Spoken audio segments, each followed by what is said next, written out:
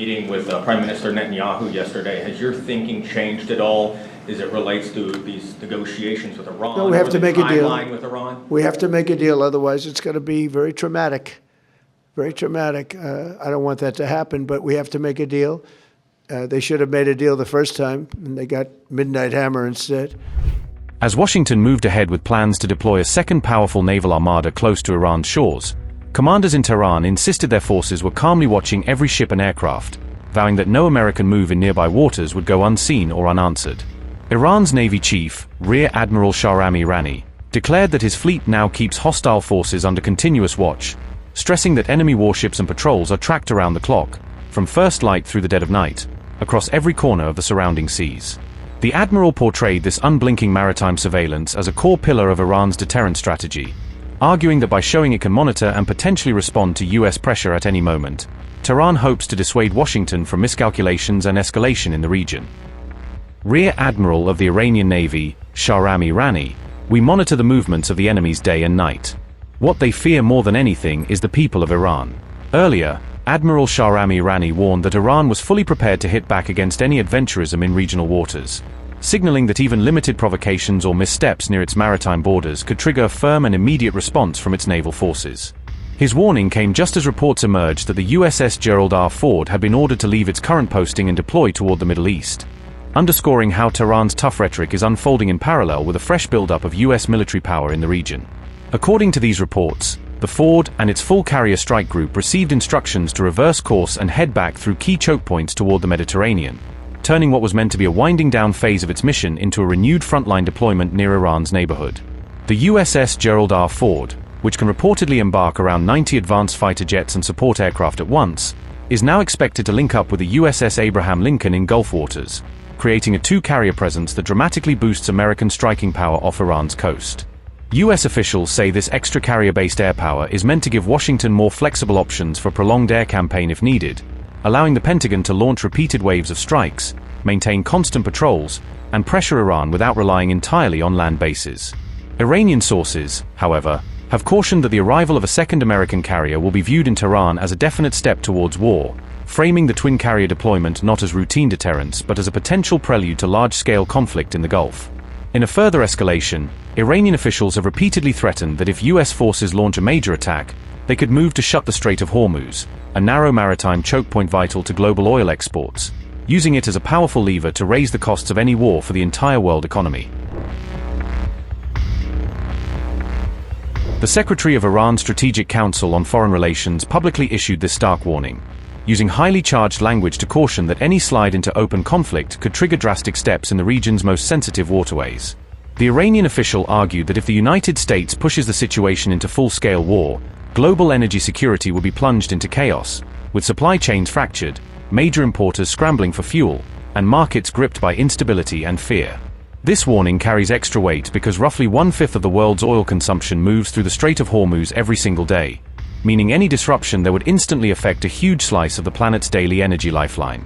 The Strait of Hormuz connects the Persian Gulf to the Gulf of Oman and out to the wider Arabian Sea, forming a narrow maritime bridge through which critical flows of crude oil and liquefied natural gas travel from Gulf producers to energy-hungry markets across Asia, Europe, and beyond. Any closure or prolonged blockage of this choke point would severely disrupt global energy markets, likely driving oil and gas prices sharply higher, rattling financial systems, and risking a chain reaction of inflation, slower growth, and economic pain far beyond West Asia.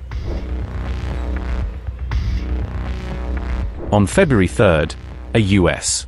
F-35C stealth fighter launched from the carrier USS Abraham Lincoln fired on and destroyed an Iranian Shahd 139 type drone, ending its flight before it could get any closer to the American warship.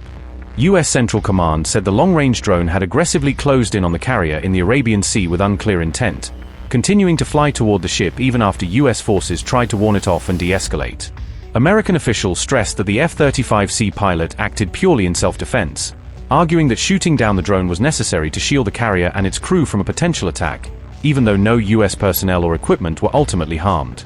Just hours later, two fast IRGC gunboats, backed by an Iranian Mohajer surveillance drone, allegedly moved in on a US-flagged tanker, creating a second tense encounter that suggested Iran was willing to challenge American-linked vessels the same day. Near the Strait of Hormuz, The Iranian boats reportedly raced toward the tanker at high speed and radioed orders for it to cut its engines and prepare to be boarded, language the US side interpreted as an attempt to intimidate or even seize the vessel. A nearby US-guided missile destroyer then moved in to escort the tanker, and under the protection of the warship and its air cover, the situation gradually cooled down, with the Iranian craft peeling away before they could carry out any boarding. In the wake of the February 3rd confrontations, Washington issued a fresh warning to American-flagged ships, stressing that the risk of Iranian hails, boardings, and outright seizures in these tense waters had risen significantly. The new maritime advisory urged US-flagged vessels transiting the Strait of Hormuz and nearby sea lanes to keep as much distance as possible from Iran's territorial waters, reducing Tehran's chances to close in and attempt another forced boarding.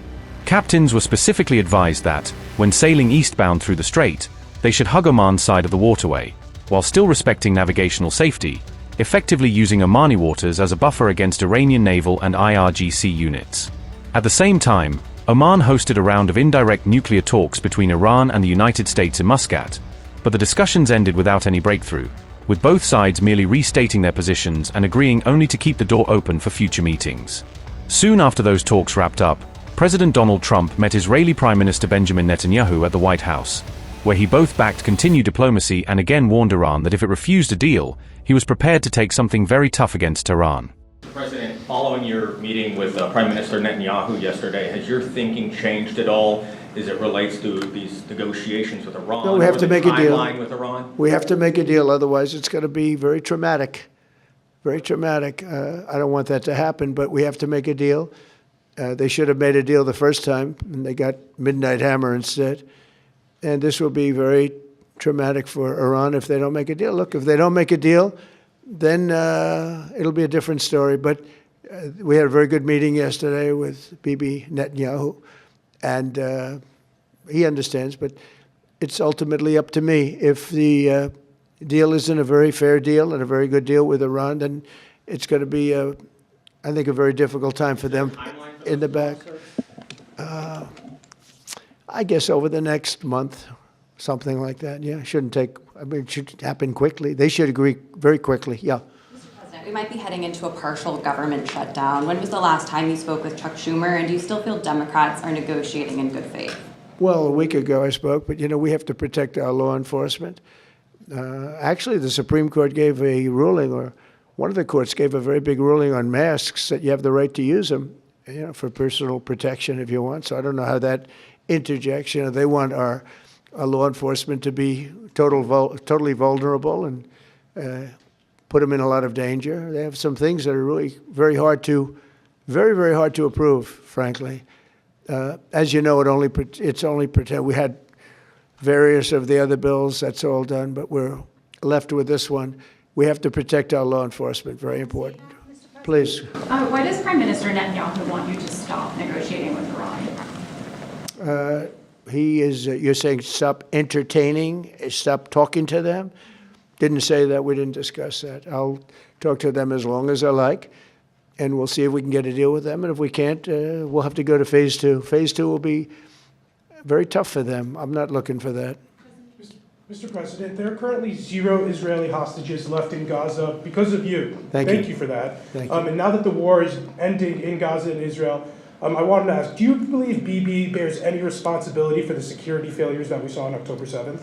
Well, October 7th was a rough time, and I guess everybody's responsible. It's you to look, but it was a terrible attack. It was a sneak attack. It was as violent as unfortunately, I've seen some of the results at levels that probably even you, good reporter, but probably you haven't seen. It was a horrible thing that took place. People were surprised. It was a surprise attack. Nobody saw that coming. He didn't see it coming. Nobody else would have seen it coming if they were in his position, I don't believe. But I can tell you he's been a very good wartime prime minister. He's been very strong. We've worked with him very well. We had tremendous success with Iran and everything else we've done. And he really has been. He's been, extraordinary as far as a wartime prime minister. Not easy. And, you have a president that refuses to give him a pardon. I think that man should be ashamed of himself.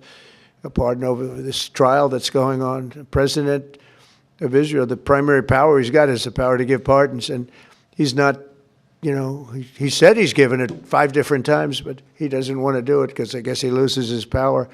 I think the people of Israel should really shame him. He's disgraceful for not giving it. He should give it.